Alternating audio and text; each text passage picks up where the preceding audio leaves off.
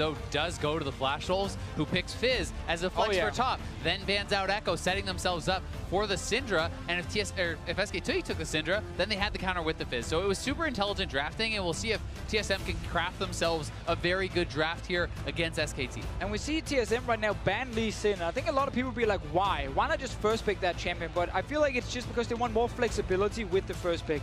They don't want to be forced to take Lee Sin no matter what is left open otherwise, because then you know Peanut will grab it. It'll also be interesting to see if SKT is going to last ban the Ivern, which has been almost permanently banned against TSM. Those are kind of considered the two champions that Sven can play pretty well. Peanut has shown Ivern, so now does TSM feel the pressure to actually lock this in here and perhaps give over something like a Karma Ashe? I feel like you go Karma right now because you are not afraid of Peanut's Ivern. Like, you know, the guy looked awful on that one champion.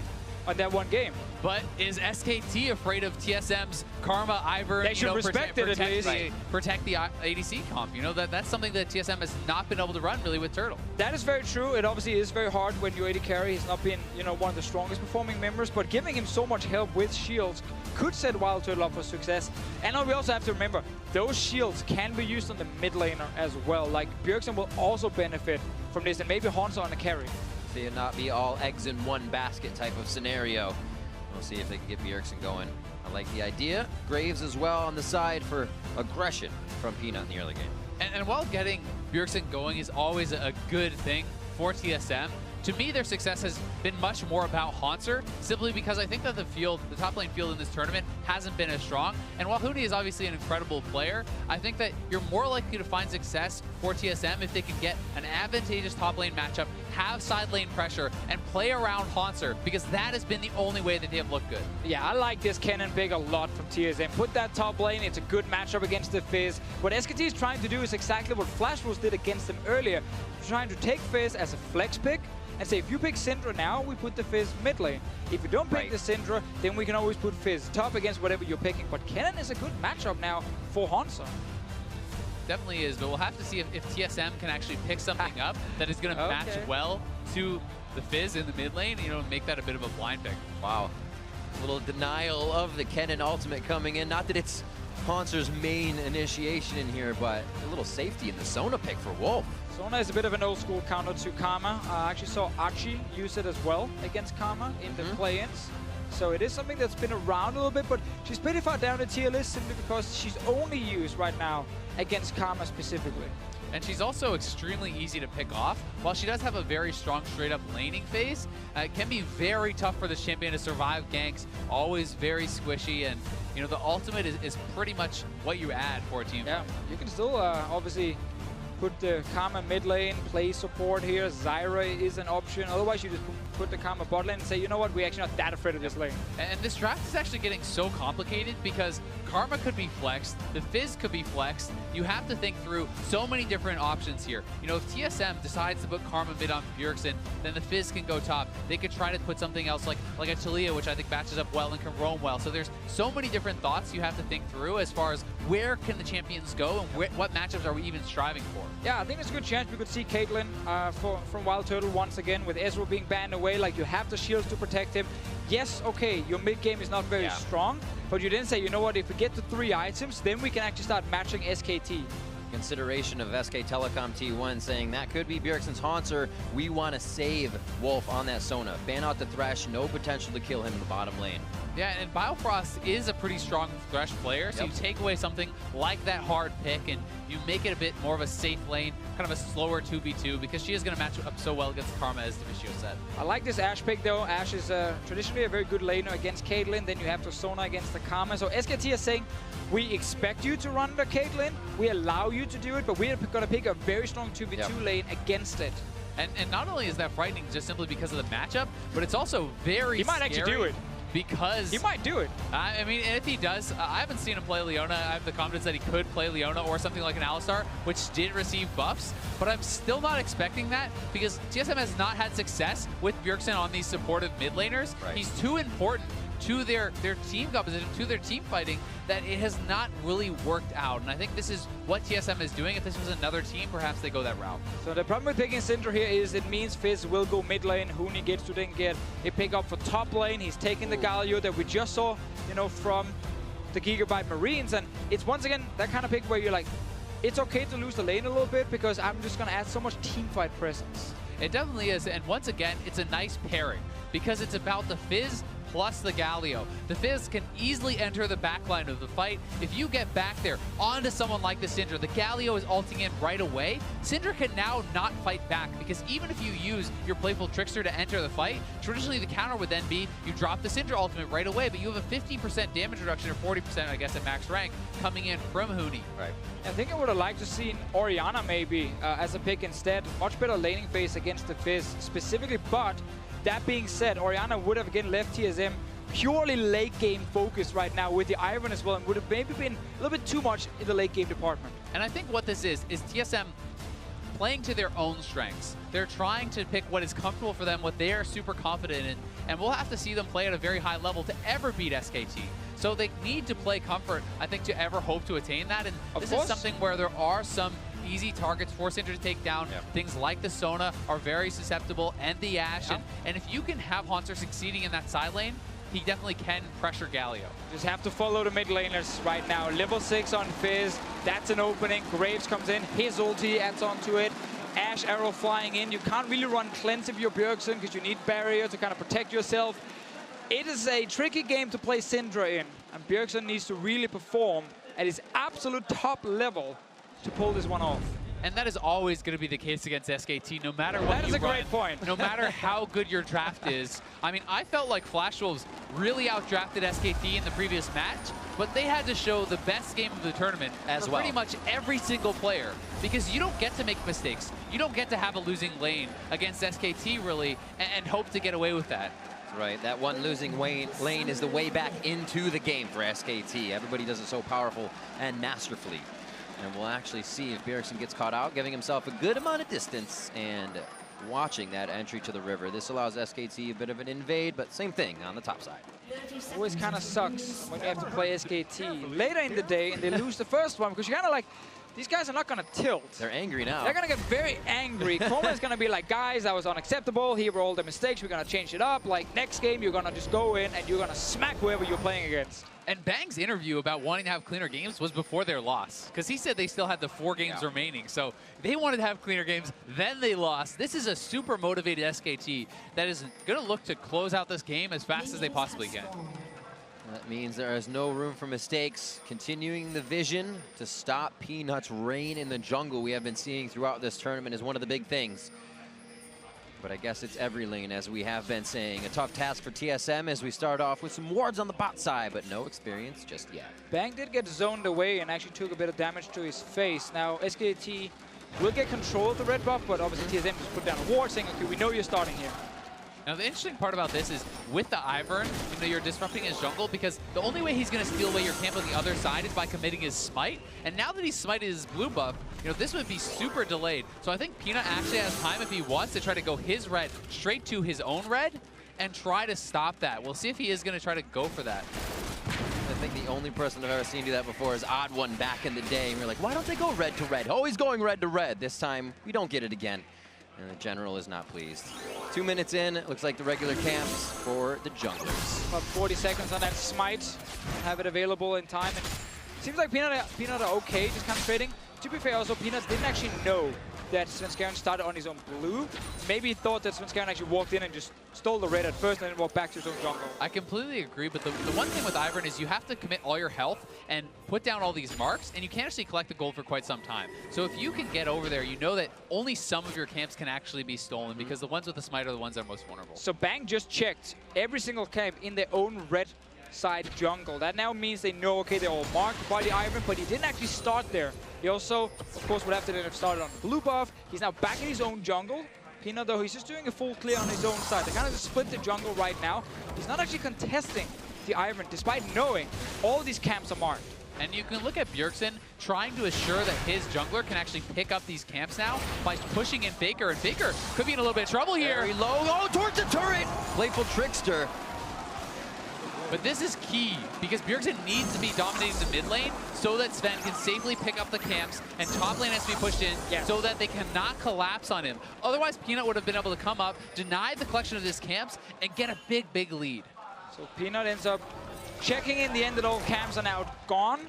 Svenskeren got level 4 on this Ivan right now. Faker didn't have to flash, obviously used his E towards the end, but that's again, Fizz will always just get shoved in early on. He's not the strongest laner pre-6. It's just the kill pressure he gets with the ulti. Hunter, using his push, would probably go in and just kill boss. And it's also the farm, right? Like, how far can you get ahead? And so far, Faker is pretty much dead even here with Bjergsen, which is very good for him. Yeah, there's always the value of bringing teleport. Right. If you're a weaker early laner and you know you're gonna get, poked down and you have to go back, instant TP back to lane, just make sure you stay even. Faker's even roaming right now. Feels good to get that vision ward down. Lane's resetting so he can get some safety on the bot, but Svenskeren was really covering the bottom side here, waiting for Turtle and Biofrost to get an engage. And that pink spot is one of the least checked by professional junglers. Oh, yeah. I feel like these wards stay a ridiculously long time, and it gives you so much value because they know where Svenskeren is, and this may mean Peanut is going to run right into him. I mean, he's been spotted now, and SKT's jungle could come up here. It looks like they decide not to. Maybe not enough power in their hands just yet, but the vision is enough power for them right now. Still able to encroach those wards. And obviously talk about the Graves pick here for Peanut. Pick very early saying we don't want the Ivan, we picked one of the counters to Ivan instead. Like traditionally when Ivan was played all the time before the nerfs, Graves came in as one of the good picks against him. Things like Rumble Jungle we saw as well. Just like these jungles here that can clear really fast and then join like these team fights with a ton of AoE damage because Ivan's own shield is only on one guy. Obviously the Redemption and Locket will be the AoE he provides. So you pointed out, the effectiveness of that teleport. Now the teleport is down and there's no more charges on that corrupting potion. The next time that they can force him to base is the one where you kind of get punished for more. So the continued aggression from Bjergsen is going to be pretty key. Continuously clearing that ward. They just pinged it. Peanut went down behind red to clear the vision, and he may come mid for Bjergsen. Knowing the vision was cleared, Bjergsen has that clock, and he knows when to move. Peanut doesn't really want to gank before level 6 on Faker. Faker is just a few minions off. Goes back, gets full HP so he can return to lane. He's sacrificing a wave basically to say, I want full HP for when I hit level 6, and then we can make a play. And I think that Bjergsen should know this, and I'm looking for him to base and buy something like a Negatron to help try to survive any potential all-ins that could come out. But meanwhile, in the top lane, Hanser went for the cold buy. He's going for that pretty greedy buy. He's trying to get advantages here, and sucks for you. Tonight. Ring around the rosy. The game of cat and mouse or Graves and Tree goes to Svenskeren on that one. Looks like, again, though, the junglers consistently knowing where each other are, but still getting a one-over on each other here and there. So here is Bjergsen's base, and we'll see what he picks up. Bot lane trade. Fight here in the bot lane, flashes. Double flash there. The resolve would have locked in one. Mid lane fight as well. Chum the waters onto Svenskeren as Faker going to be pushing him right out of the lane. Decides not to go for it. A little too risky. This is actually pretty good for Bjergsen, that the first ultimate is actually used on Sven before Faker has picked up any CDR. Sven can happily base, then come out, pick up his jungle camps, and that all-in potential has now been kind of delayed. So, the 1v1 will be fine for Bjergsen for a moment, but what if we add in Huni? What if we add in Graves as well, which is what SKT might be looking to do, because that's the thing, once you hit that long-range fish from Faker, you're just jumping with the E as well, or the Q from Faker, and then you just Huni ulti right down.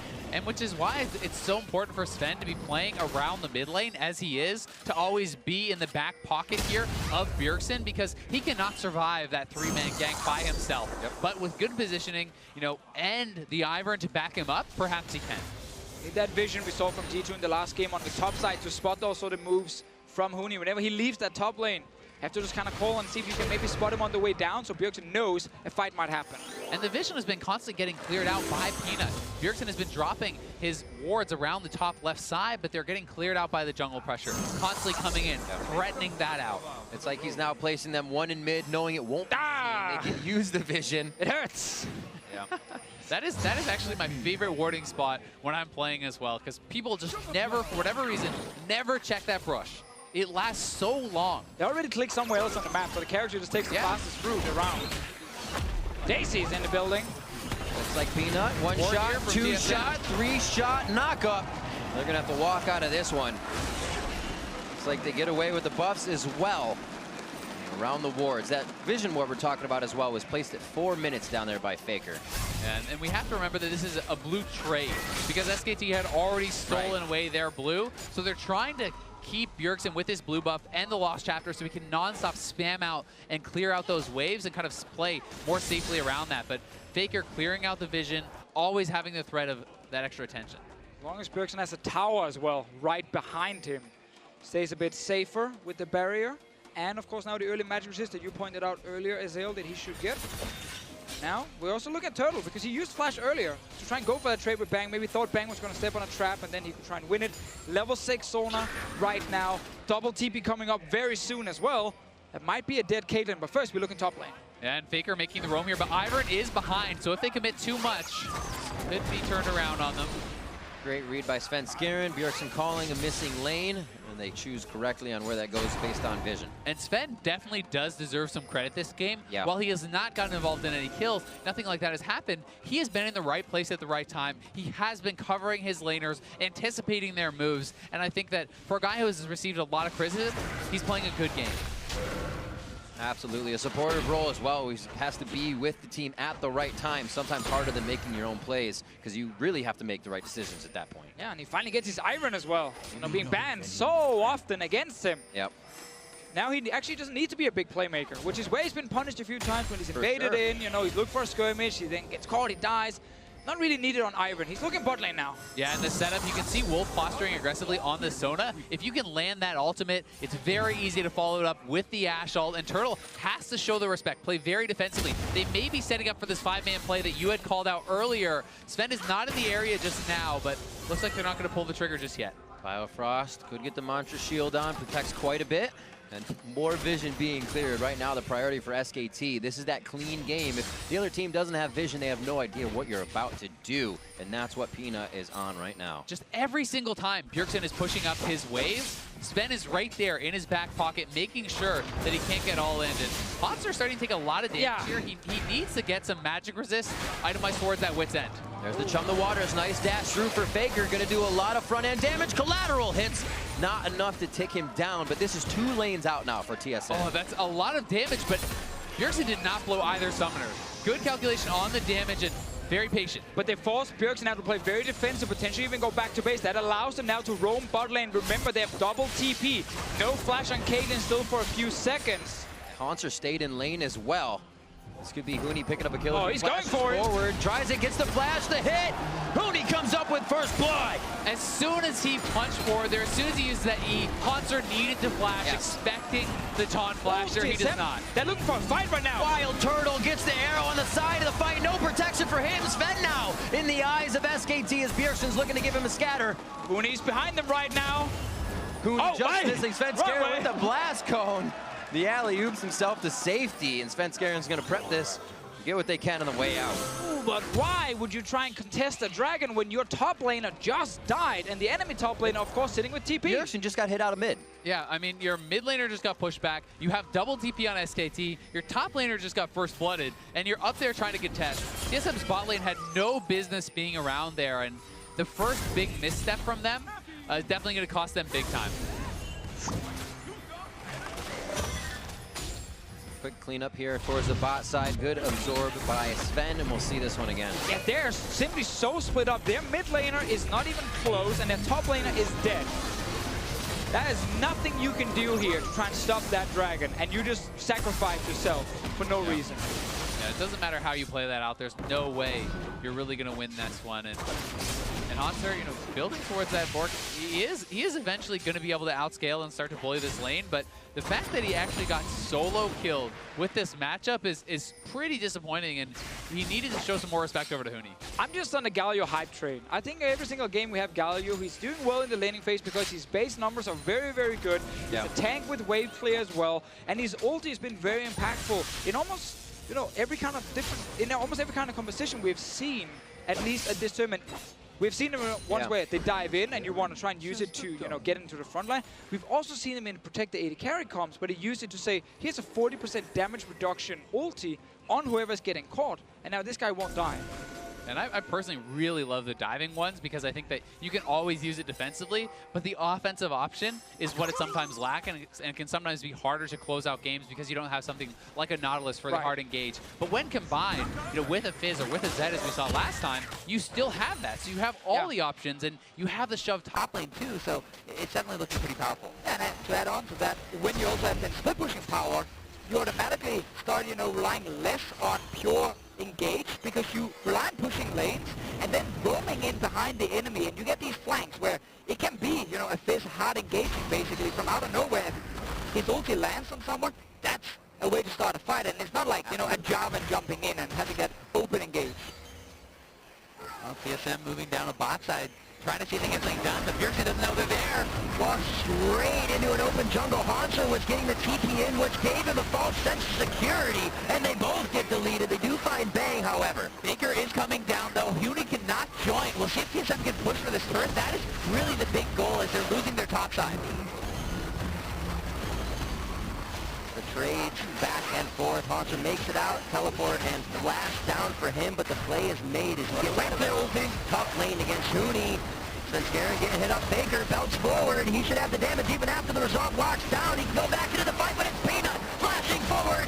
Reloads the gun and looks for the hit on the Biofrost. Monster shield to save the team, but it's not enough as Baker closes the gap. Playful's back, and he's such a trickster to come up with a double kill. SKT get everything. They clean up TSM in the 3v4. They get solo gold on Huni in the top lane from that first turret, and they are off to the races. I actually like this play from TSM with the TP advantage, but because SKT already killed Bjergsen instantly, it becomes a 4v4, and now you're just overstaying. And Sven actually stepped onto that fish. He got tagged, but stood right there, lost so much health from it, and that prompted the engage there from SKT, so just posturing too aggressively.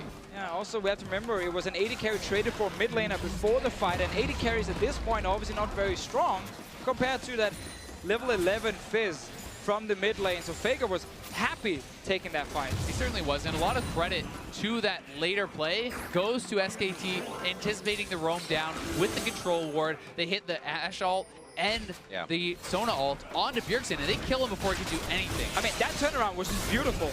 Again, they were under pressure. TP came in, it would be 5 members from TSM on the bottom side, but because they reacted so quickly killing Bjergsen, they just removed a lot of the threat. And that actually allowed them then to defend and then set up this next play. I think I said it was a 4v4 after, 3 before, obviously. Take stock of the fact that Huni was also able to get that solo in the top. They left it solo for Faker in the bottom when he took down the turret as well. So they are getting their lanes going in favor of Huni and Faker here. Now onto the Cloud Drake. They can speed around the map a little bit faster and just get under the skin of TSM a little bit more.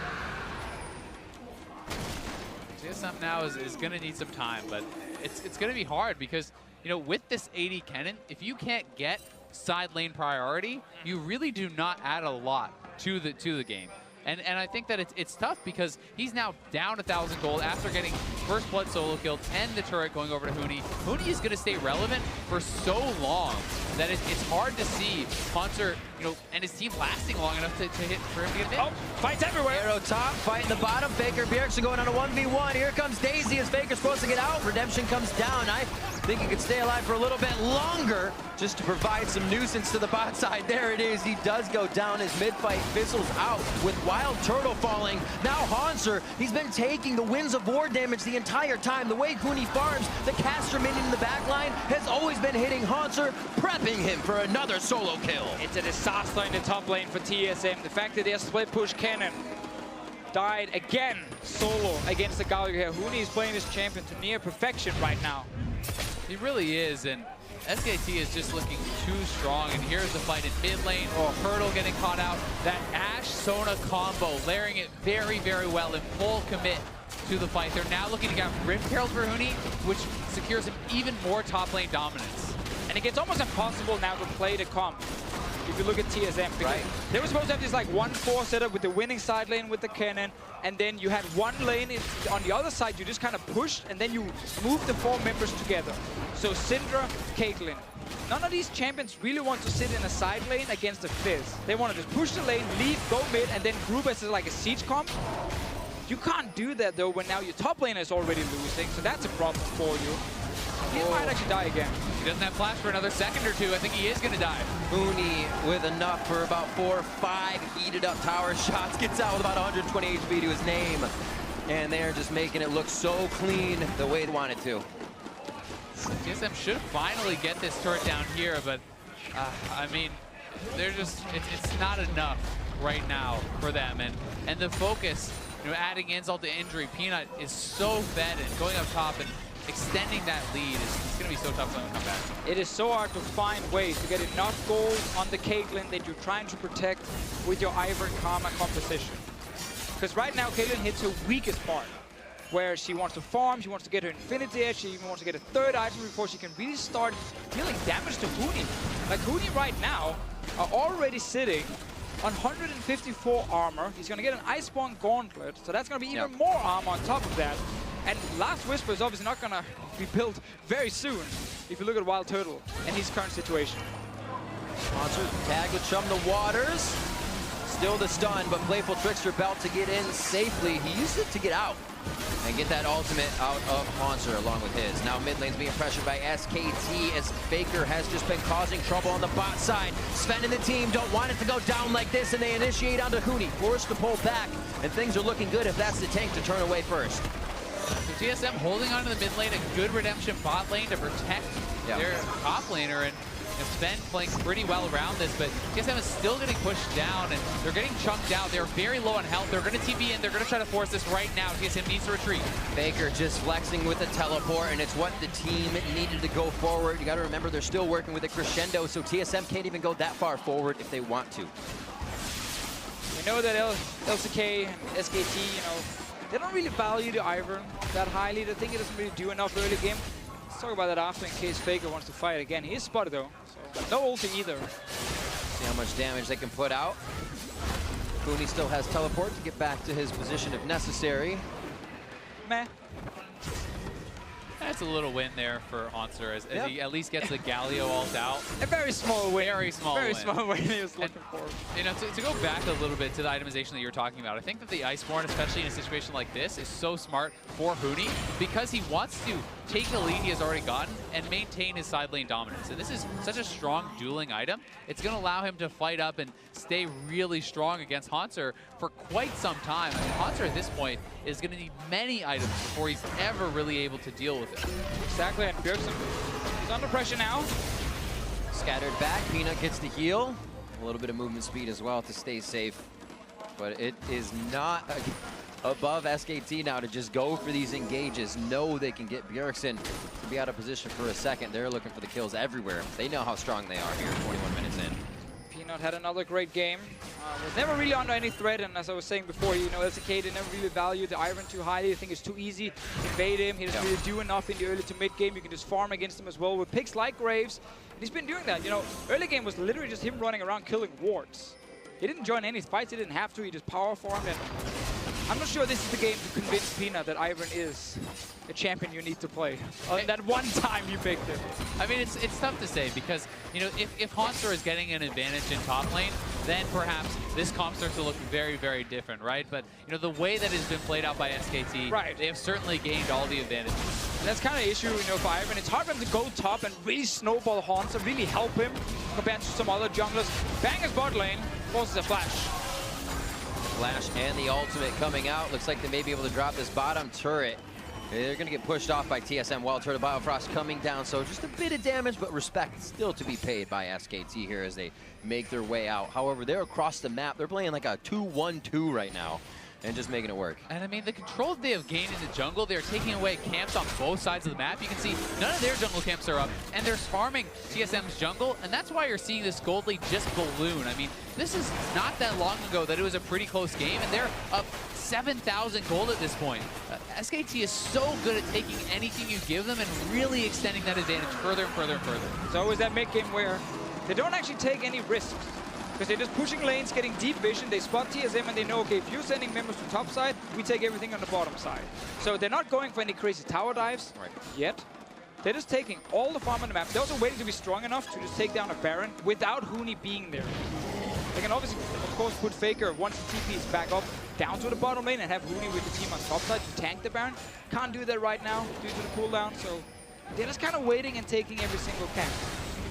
Complete control over the buffs as well means Bjergsen cannot put out as many orbs. His damage is reduced. Also starting to be levels behind, so expect to see those level 16s from SKT very soon. Here you can see the taunt in. Huni wins a war a little short as he gets bladed.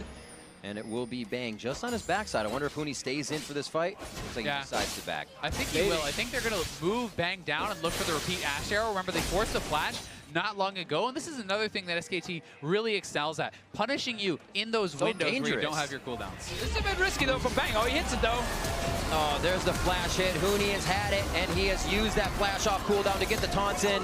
Svenskeren doing what he can, but a little late to the party. Goes in. Here's Biofrost. Not too much damage just yet, but Wild Turtle here to throw in the DPS now. Is it enough? He doesn't really have it behind the Hurricane, and it's now going to be Wolf coming in to sustain the team. They could get behind the turret as Peanut is just on the end. And Turtle just has no damage. I mean, he had to go into the QSS. Doesn't even have his 2 items. He's going to need 3 or 4 before he even starts tickling Huni at this point. 24 minutes, boys. Scaling for late game. We got late. I'll see you at 40.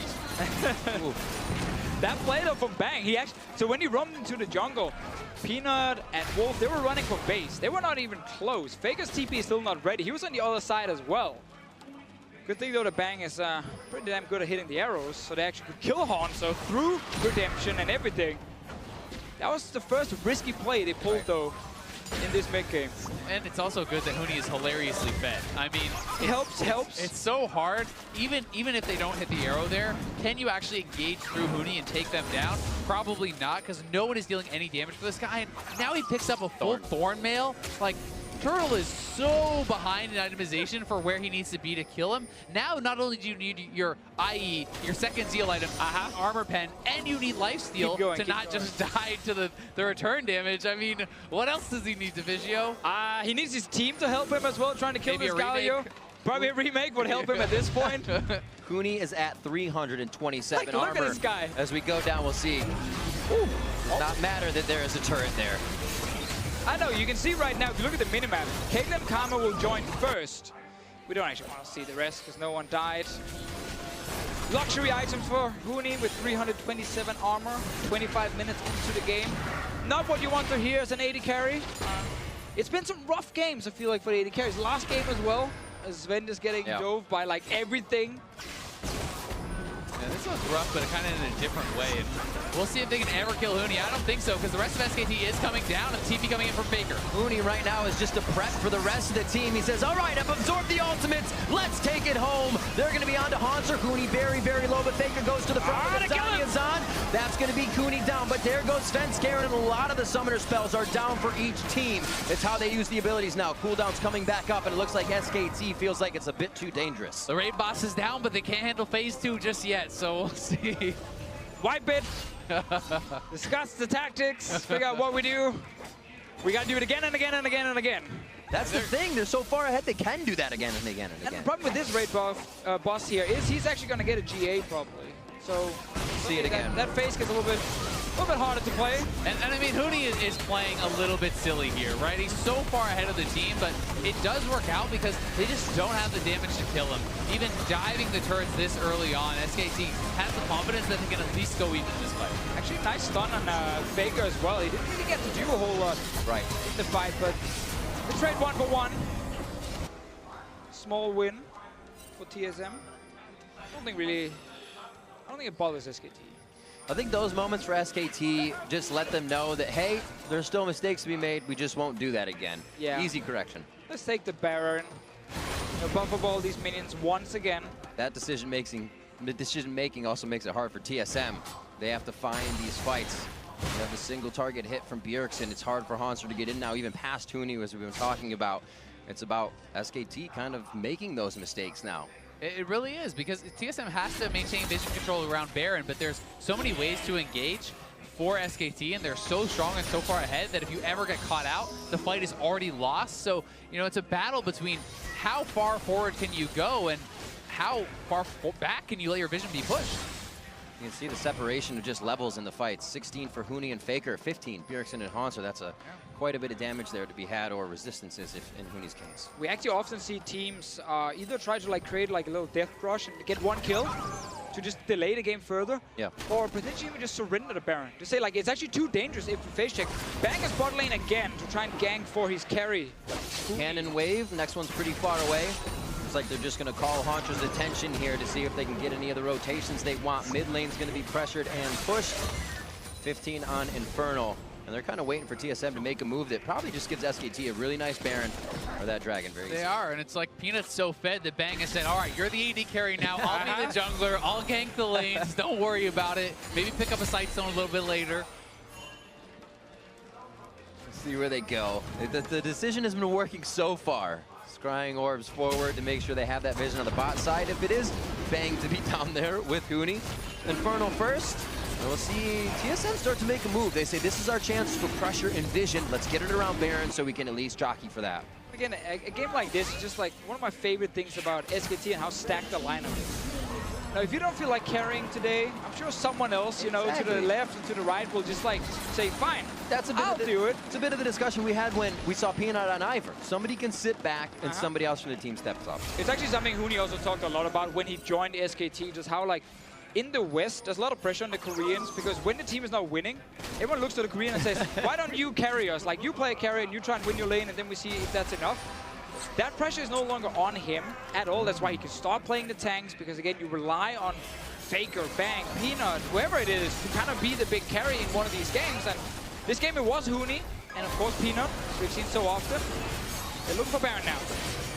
And TSM needs to find something here. Let's see if they can, though. Beautiful fish. Oh, double hit. Bjergsen, so many heals, so many shields. How is he still alive? It's Huni going in, and the taunt may just be the end. He finally falls after just about everything is used. Can SKT continue the fight on Svenskeren? Yes, they can. Haunter now retreating to the base. The wave's not really in position, but the Baron, very much so. Huni got in the backline here. The raid boss refuses to die this time around.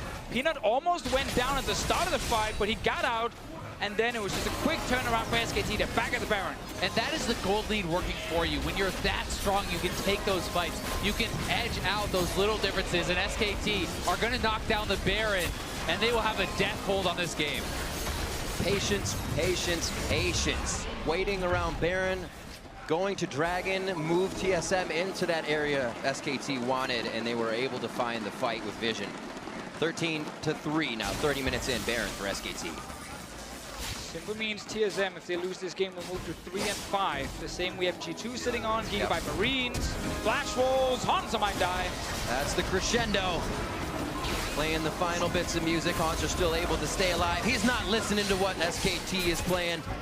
And they're going to try and keep this one in their favor. A good push from Haunter in mid has slowed things down, and TSM get a bit of breathing room. They're going to try, but it sounded like Wolf is playing the ending credits. Yeah. Because TSM is pretty far down in this one. And SKT have all the tools. Believe in the late game, Azael. Believe in the late game. Scaling. All right. Everything on to Bjergsen. It's chunked down. Huni's not even in fight yet. There we go. He joins now. Peanut almost goes down, but it doesn't matter at this point because the damage is simply not there. They're barely hitting Huni. And look at Wild Turtle's health. That's just from hitting Thornmail. He's not actually getting focused in this fight. He's just losing so much health to the return damage from that Thornmail. And until you have lifesteal on top of your armor 10, on top of your crit, you actually can't even survive just hitting this guy. I feel like we keep adding more items to Wild Turtle whenever we talk about what it is he actually needs.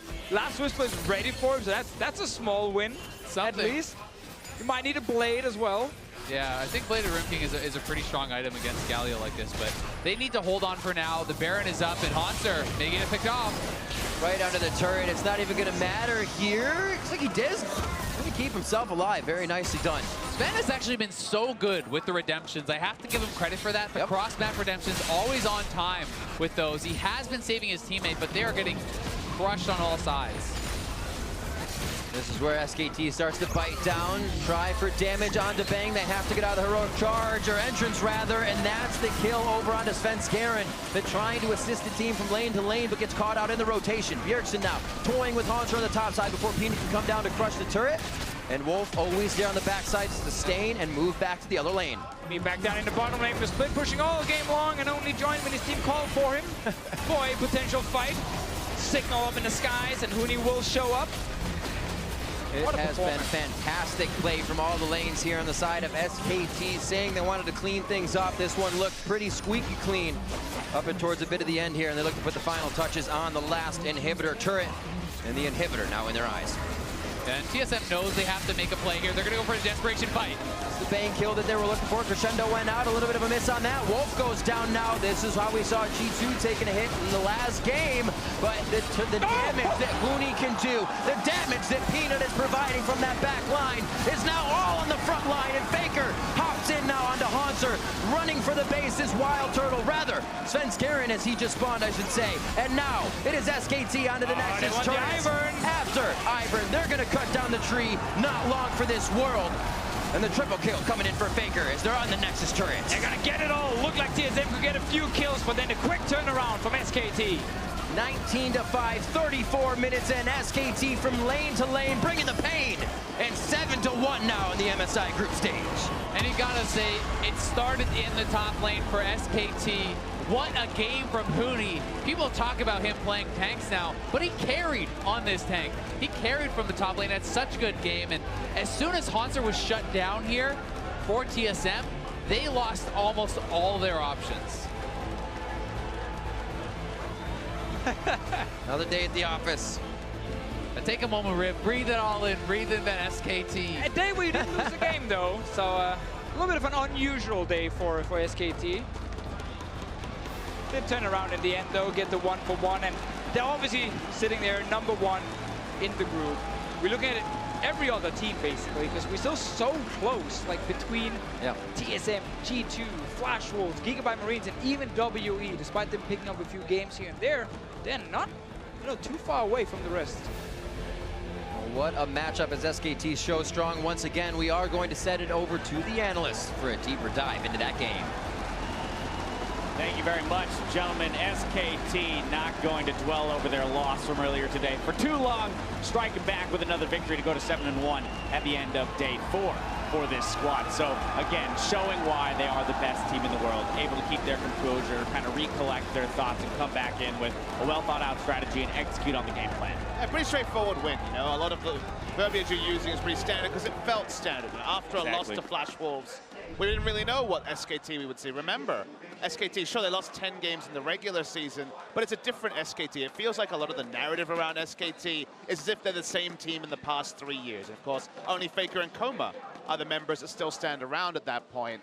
And when you plug in Huni and Peanut, when you plug in carries, you can never really know how two emotional players will react after a loss. But it was very much the trademark SKT, like it was in the regular season. The draft, which I think we'll pull up, I think was one of the main proponents for SKT, as they took a page out of the Flash Wolves book and went for that flex fizz that I think TSM kind of counterpicked themselves against in a couple of different ways. Yeah, it did seem a little bit weird, right? It feels like they were caught off guard with it in the end there, and it was kind of an afterthought because they lock in the Syndra, you know, last pick in this draft, and then you're still thinking, but wait, the Fizz could go mid. Huni's Galio shows up. Not only does the Galio allow the Fizz into Syndra matchup, you know, for Faker, which didn't turn out to be that big of a deal. The bigger one was the Galio itself versus Hanser, completely neutralizing anything you would want to do with an AD cannon. Absolutely. We saw that kind of constant push coming out of the Galio, and then even the solo kill under turret when Hanser greeted for the last couple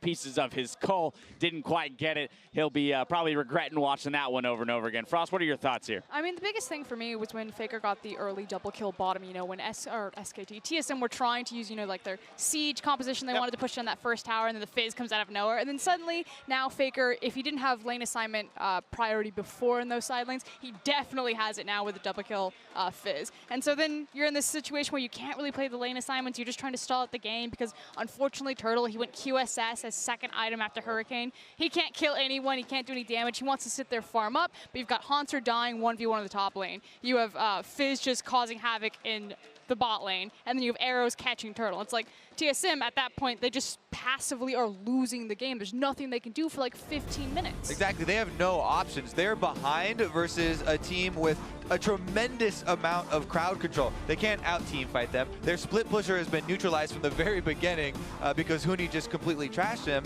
and there are just no options left at that point to get back into the game. And the Galio, the highest damage in the game, building a ton of armor. We heard Riv quote it midway through the game, 327 armor on that Galio. The Thornmail doing half the work for him. Huni had 4 completed items where Turtle had 2.5. He basically had his Hurricane up, he finally then had his Infinity Edge, and then he had just barely the makings of a Last Whisper. And you guys caught it well. The counter pick in mid lane didn't actually contribute too much. Actually, it was a really clean laning phase by Bjergsen, a bad matchup. The Sona, which we didn't even talk about, versus Sona in competitive play, at least in a major region in quite a while, at an international event as well. I was actually on the analyst desk with Aframu at All-Star, and he was like, Sona's really good in Telecom, and I saw him tweeting about it as well, so he was very much watching that. So cool to see Wolf back on his original pick, back when it was Wolf on Najin Sword, on SKT-T1S. He loved to play the Sona, brought it back after a few years. Still looked good. Kobe, what are your thoughts on the TSM that we've seen so far this entire group stage? So from start to finish, because we've seen highs, we've seen lows. Where did they fall here given this loss? I mean, we already pointed to maybe some missteps in champions like that set them behind the curve. But in general, still a lot of things happening, like that Haunter misplay in the top that we would not expect to see domestically. We would expect a little bit more composure and discipline. I mean, the fact where, the Galio's walking at you, starts charging his taunt, you expect the flash to come very quickly. And so, maybe a preemptive flash from Haunter. There are some little mistakes like that, but overall, I can't draw too many conclusions from a loss to SKT like this, especially considering the draft as well. All right, well, we're going to have to take a quick break. When we come back, though, it's the final game of the day, the Flash Wolves versus Team WE. The 2017 Midseason Invitational continues after this.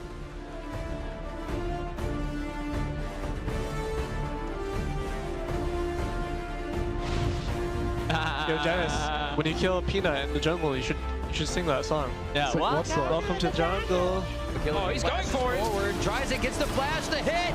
Huni comes up with first blood. Svenskeren getting hit up. Faker belts forward. He should have the damage even after the resolve blocks down. He can go back into the fight, but it's Peanut. It's Huni going into the taunt. May just be the end. He finally falls after just about everything is used. Can SKT continue the fight on to Svenskeren? Yes, they can. Haunter now retreating to the basement. But the damage that Huni can do, the damage that Peanut is providing from that back line is now all on the front line. And Faker hops in now onto Haunter.